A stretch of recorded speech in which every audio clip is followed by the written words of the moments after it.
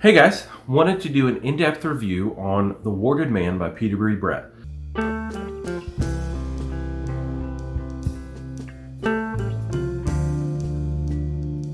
So one of the neat things about reading books is that a lot of times authors have a Twitter. Peter Brett has a Twitter, and he is very, very able to talk with people on Twitter. There have been times that he's mentioned something and I've replied, and he's replied right back. It's really neat. I think he replied to something today. It's really cool when you can actually have good fan interaction with these guys, because sometimes it's just really neat to see the idea of an author come to light and then just tell them thank you. And this whole series, I've read all the books in this series and wanted to come back and do a reread, re-review. Just, it gets no love on YouTube, and I don't know why. There's great fan art out there, great characters through this whole book. You know, I know we talked about, I'll link my other videos. Arlen Bales in the first book is one of the neatest characters that you'll meet. Kid that's just headstrong, runs dead at the problem. You have Leisha, who I may have been a little too hard on in the non-spoiler review, the Should You Read. And then you have Roger, who is probably my favorite character through the whole series, but not in book one. And I do love him in book one, but as the series progresses, he becomes my favorite. I actually really like Garrett at the end of the series, but I hope I'm saying that right. Garrett. But in book one, he's awful, just totally awful. He redeems himself very, very well as the series goes on. And if you're here for an in-depth review, you may have already read the whole series too, and just want to see what people thought about it, because that's the beautiful thing about my YouTube channel. I want to have discussions with people that have already read the book. And I know that sacrifices a huge part of my audience, because I understand that a lot of times people just want to hear the non-spoiler review and be like, oh, is that a book I might want to pick up? I immediately, when I get done with a book, I go to YouTube and I'm like, okay, what did this person think about this book? Okay, I followed this booktuber, and what did they think about it? Oh, I followed this person, what did they think about it? And then they go, well, this book is about this, and this. I'm not impersonating any booktuber, so don't get a weird idea. I was just making a voice. And I think it kind of does a disservice to everybody.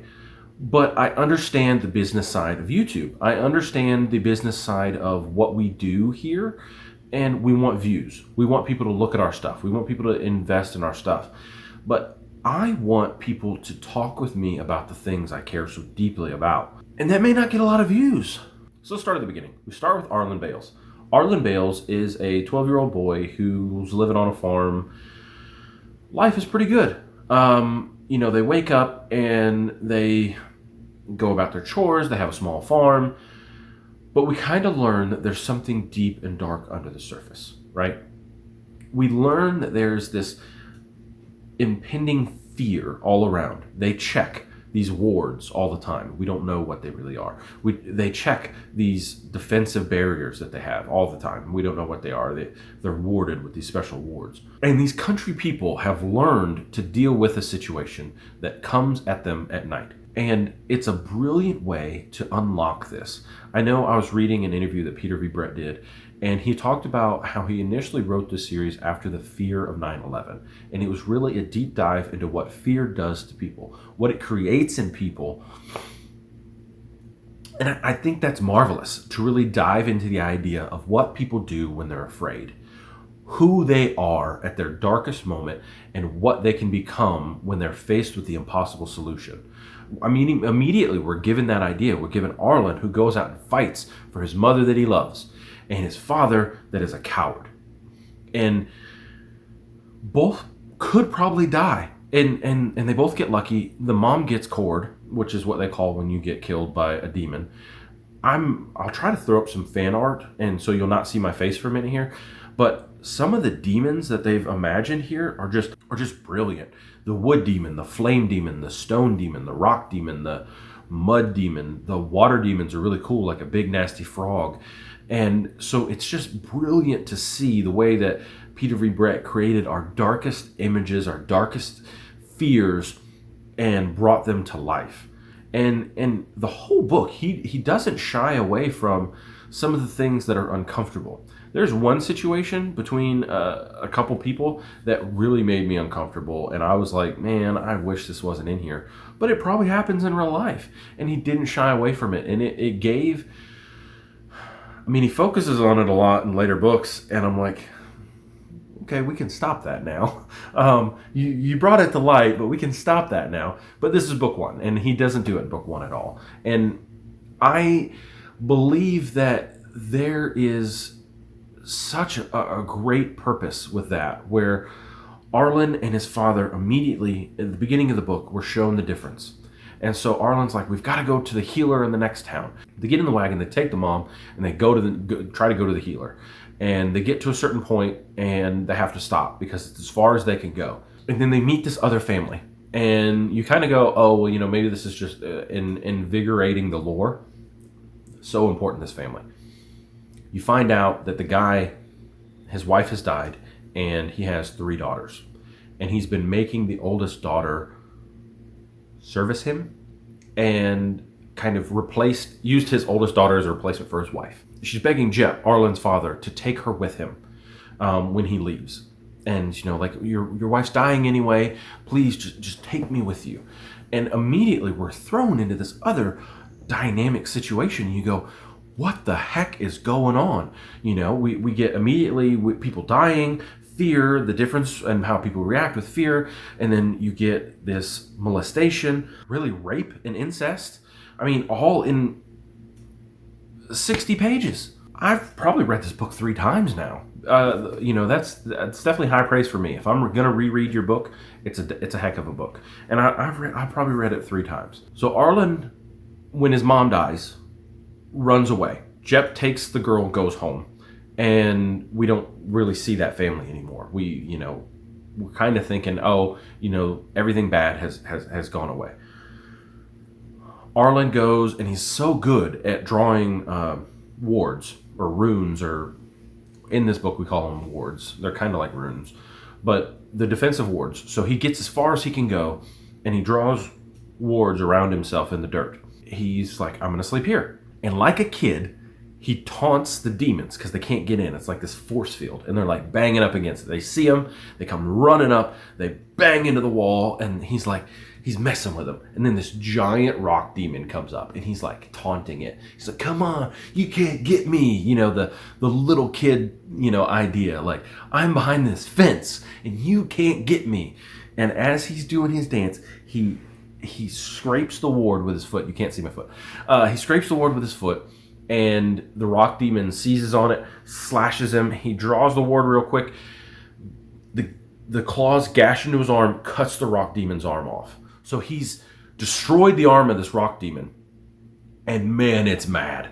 Oh man, it like just, and he's like, oh man, I messed up. I pushed it too far. He gets the immediate, I was foolish. I paid for my foolishness right away.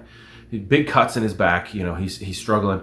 He walks up on this messenger, and what are they? They're kind of like a gleeman, but he's not.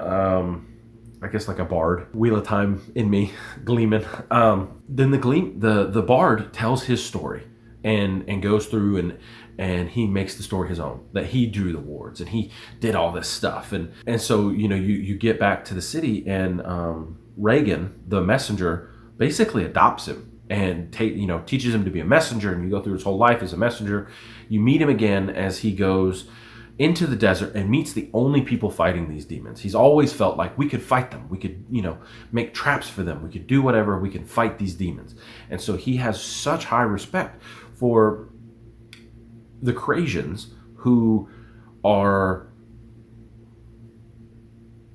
they're Muslims.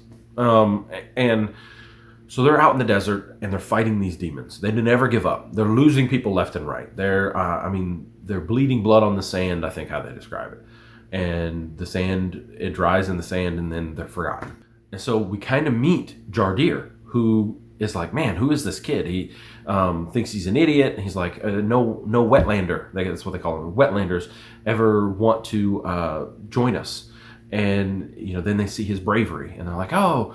And then when he finally finds the spear of Kaji, and he's like, if I don't kill this kid, I'm gonna,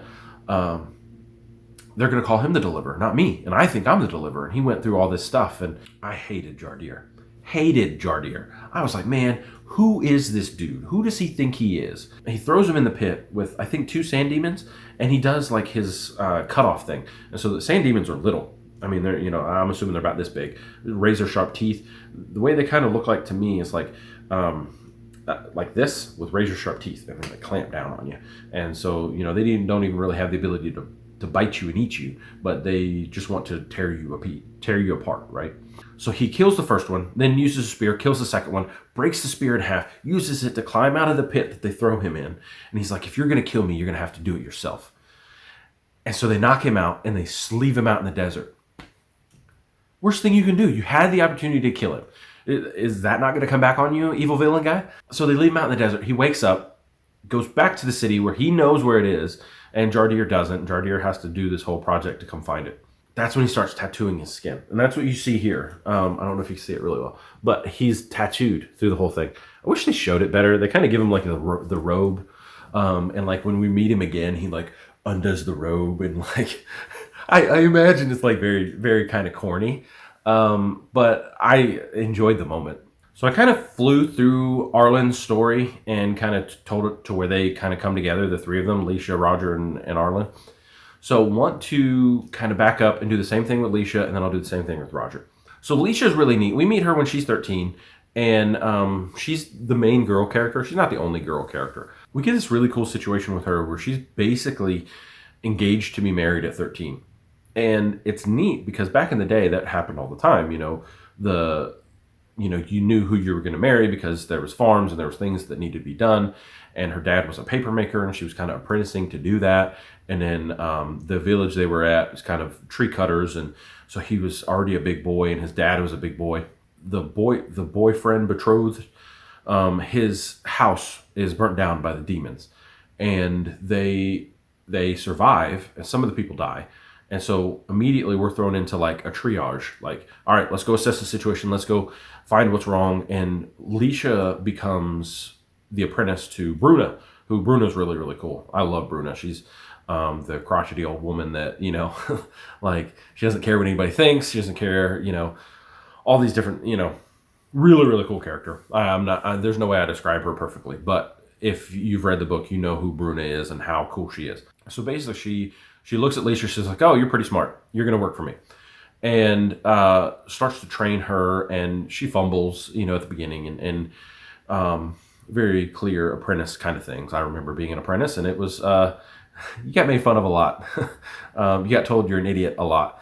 And so it was really cool kind of to see how she learns to become the healer she becomes later on.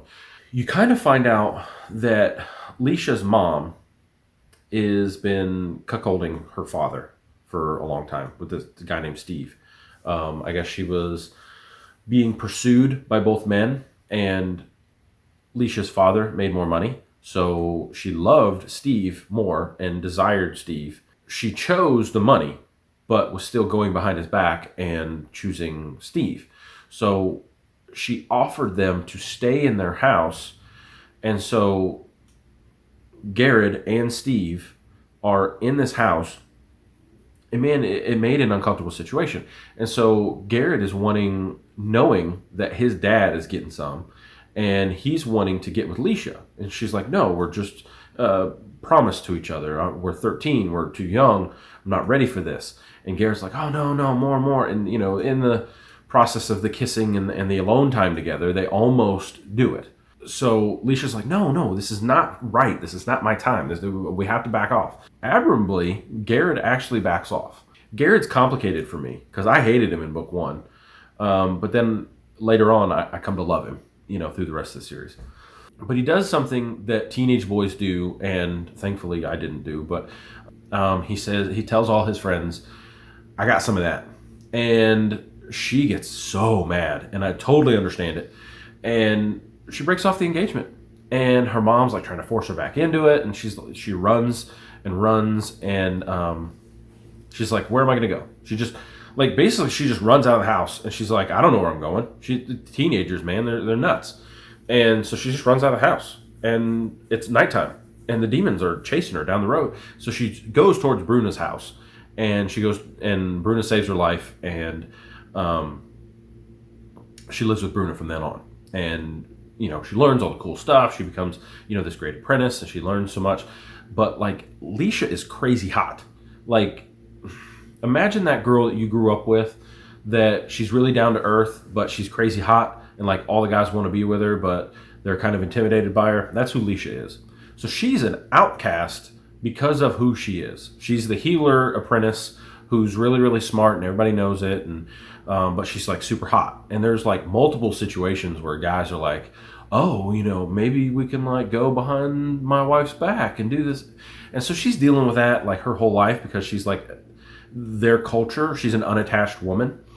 So everybody kind of wants to believe that she's going to be this floozy.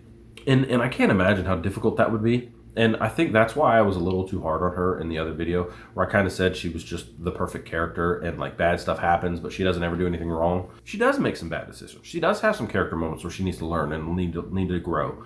And as I dug more into this story, I kind of really learned that about her. I learned so much more about what she desired and what she thought, and when she needed to get to Angiers, and she had to enlist the service of this messenger, and the messenger is like, well, I'll take you, but it's going to cost you some booty. It frustrates me because that's not who I am, but I do understand there are men that are that way. I'm pretty much an idealist, and if you've been with this channel for any amount of time, you understand that I believe the best of people. I believe people could be their best. And as I see things like this, it makes me mad. I go, this is not the way that we're supposed to treat people. This is not the way we respect others. She like gives him the soft juice. I don't know what she gives him. Some kind of tea. Like, he's just so disappointed with himself all the way through town. And like, never wants to talk to her again because he couldn't perform. So Leisha then learns some more and learns about who she is. And then eventually she meets Roger, and then wants to get back. And Roger volunteers to take her. He's like, I got this messenger circle, which we'll talk about in a minute. And so they head off. And eventually they meet Arlen. They're foolish. Roger and Leisha just go, and they're talking about, oh, and yeah, no, we're able to travel at night because we have this messenger circle. And never thinking, it's like they're the people that brag about going on vacation on social media and then wonder why they got robbed while they were gone. I go back to being an idealist. It's like, oh, well, these people aren't going to hurt us. And so when the three men do come, and for Roger, having to watch Leisha get raped it's one of the things that I imagine is the hardest thing for a man to do, to be helpless while someone you care about is getting hurt. Thankfully, I've never been in this situation. And, as awful as it was for Leisha, I look at the male perspective because I'm a man, and I go, how broken is he that he could not help the person he wanted to help? I don't know where Leisha was. I imagine it was awful. And she kind of describes it later in her thought process, where she had the poison needle and she could have killed them as they were raping her. She took the Batman idea, right? If I kill them, there's the same amount of murderers in the world. What an awesome high road that she took. I don't know her scenario. I've never been there. I haven't been in Roger's scenario either. So it's not like I can, but I imagine how I would react to that because I'm a man. I don't know how a woman in that state would be able to handle that. So really, I was definitely way too hard on Leisha. She dealt with such huge emotional things. And then immediately after meeting Arlen, she kind of says, you know what? If there is a baby, I'm going to try to make the best of the situation, and like hops in the sack of Arlen because he just saved their lives. A lot of people give this book criticism for that. The idea of, okay, all of a sudden she's had sex now. It was forced on her. Now she's just wanting to have sex with everybody. I don't think it's that way. I don't understand the psychology of rape. I know it's always a touchy subject. Nobody really wants to talk about it. And as an author, I imagine it's tough to really get an idea. The way I've always heard it is they either really clam up and they say, I don't want to be touched. I don't want to, I hope that's not insensitive. The idea of really just, they don't want any part of that anymore. Like, that's traumatic. And then on the other hand, they say, I'm not going to let this ruin me. I think one of the cool scenarios that I saw was Private Practice. Watched that with my wife. and my favorite character in the show gets raped, and she says, she struggles with it a lot, and then she says, you know what, this is something I enjoyed. This is something with my husband that I wanted to continue enjoying, and I'm not going to let that be the thought that I have. And so I think there's two very definitive differences in how you handle being raped. And again, I'm a guy, I don't really know. But from looking on the outside, I imagine that's what it would be. And if I'm wrong, let me know. I'd hate to hurt anybody's feelings about it, but it comes up a lot in popular culture. You look at Game of Thrones, there's a ton of it in Game of Thrones. And the topic is always brought up, and everybody gets really, really uncomfortable with it. And I think Peter V. Brett did an interesting take on it. And I hate that people give him a lot of crap for it. So now we look into Roger, because, Leisha's story up to that point is kind of set. And Roger was 3 when he was attacked by the demons. Arlen was 12, Leisha was 13, Roger was 3. So he's the kid. He's the young man. His mom and dad are innkeepers. They have this really nice inn in a town by a river, and he's a little boy and he loves his mom, and there's a fancy bard that comes into town, and he's kind of flirting with the mom, trying to see if anything's going to happen there, which I don't think it would have. She seemed like a really upstanding woman. But she did appreciate being appreciated. The wards fail. And so Arik, the bard, it's either Arik or Eric, I don't know, but it's spelled Arrick. So I'm going to go Arik. Arik, the bard, is in the home, and the mom thrusts her 3-year-old at the bard and says, protect him. He's reaching out for his mom. I don't know if you can see that. He's reaching out for his mom, and the demon comes in and bites this part of his hand off. So he's this guy for the rest of his life. I'm not sure if it's right hand or left hand, but he's this guy the rest of his life, right? And so they call him half grip because he's missing, slightly over half his fingers. The bard has the messenger circle, and he's watching the whole town burn around him while he's holding this screaming baby who's just had his hand bitten off. He didn't take the scenario well. Arik didn't. And it haunts him the rest of his life. He's like, I'm pretty sure he was willing to sacrifice Roger, if I'm looking back on it right. He was willing to sacrifice Roger to save his own life. But it just, the way that the whole scenario happened, he was forced this little boy and raised him basically in whorehouses. A lot of time, like, they got kicked out of one of the castles because the king was trying to go to his favorite lady, and he was in the bed sleeping. He grows up as a bard apprentice. And then later on, when they're just traveling, doing their traveling bard thing, he'd learn to play the fiddle. Something happens. I can't remember exactly. Something fails. And the messenger circle is still fine. I have to look back on the story. But something happens. And then finally, Arik sacrifices himself for Roger. Eventually, Roger plays the fiddle to keep the demons away, and learns that he has the ability that the way that he plays, he can either make them mad, they eventually call it fiddle magic, but he has the ability to make them mad, he has the ability to make them run away, he has the ability to walk through them like they're sleeping, and he learns his magic as he goes along. At first I think it's just really screechy, like kind of like Devil Went Down to Georgia music. Then he learns to master his craft eventually down the road. And then he wanders through his life until he's beat up by some horrible other bards from the Bards Guild, and they're saying that his master owed them money or something, and he ends up in Leisha's hospital. That's where you get when Roger and Leisha meet, and he's flirting with her like the devil. He believes that he'll eventually wear her down. He's the young kid and she's the hot nurse, and he wants to be with her, and he adores her and loves her, and she thinks he's a kid, and so he's doing everything he can to just make her see him.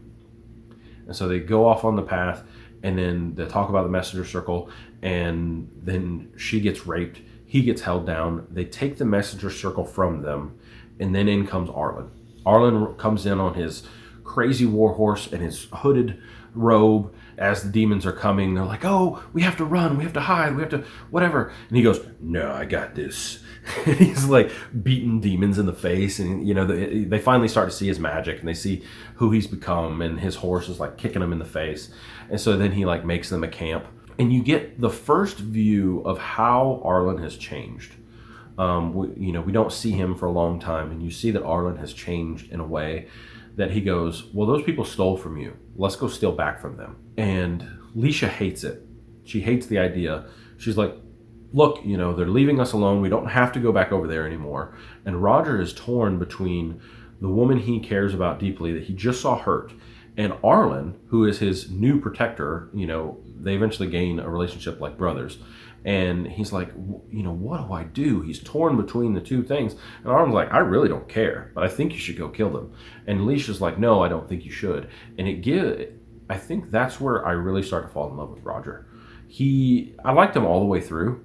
He was that, he reminded me of Matt. He's the crossover for me, Wheel of Time character. Roger's decision when they go and they take, not telling Leisha about it, they take the circle and they leave the men to die. And they find all their stuff scattered. They're pretty sure that they're all dead. They don't see the bodies, but they're pretty sure they're dead. And then they keep going back to Leisha's town, because that's where Leisha's heading. Bruno has died. There was a flux. That's kind of why they're all on the road heading that way, and they're so desperate to get there. They get into the town. All the wards are failing because soot. I guess they're burning certain things. The woods are burning or something, and the soot is landing on the wards, and wards are failing. They have to constantly keep them clean. The town is down. They don't know what's going on. And Arlen steps up, and he's like, look, I'll give you the ability to defend yourselves. You just have to have the heart to do it. And in that moment, Arlen basically takes the town by the short hairs and says, look, we can kill these things. You can be the change that you want to see in the world. And it's really, really cool. The ending is like really that pump up moment where you're like, yeah, and you see people die through the whole situation, and you're like, but the action scene was fantastic. You got demons coming from all sides, and the town stands its ground. Leisha comes back and helps destroy the flux, so people are starting to get healthy again. Peter V. Brett could have gone the easy route and just put Arlen and Leisha together and had that relationship work out. But I think he had a big plan. So he kind of gave them like I'm Arlen and I am mysterious and I don't think it's going to work out. And Leisha's like, look, I think we should be together. I think it makes sense. I kind of like you. You seem like a good dude. We can teach each other stuff. And he's like, no, I'm going to be mysterious and back away. So really, those are my thoughts on the book. It ends well. We don't lose a main character really in the first book. Eventually we do. We lose some characters that I care about. Two in particular that I'm very disappointed in book 5, but I'll get into that later in a different review. Let me know what you thought. I know I rambled a lot. I enjoyed this book and the whole series, really. I've read all the little companion books that go with it. I think you can buy, it's called The Great Bazaar. I'll have to look through my Kindle. And I think it has a couple different companions. And then there was another one called like Bayan's Gold, where you learn about a snow demon. And they're all little short stories that you could read at any order. Like once you read book 1, you could read all the little appendixes, because I don't think they really spoil anything for the other books. But it's basically just like backstory on how certain things happened and stuff that probably didn't make it into the books because maybe for length or whatever. So if you can, follow me on social media. I got all the links down in the description, Twitter, Discord. And the Bookie Club is new. They've come in, they've supported the channel, and wanted to definitely get into that. You have great opportunities to chat about each book. You have Leviathan Wakes is currently the first book that we're doing, but I'd love to see you in there. There's email updates. Really cool working with the developers. It's a pretty new service, and they want to make it as good as we can. If you can, comment, subscribe. Love you guys. Talk to you next time. Bye.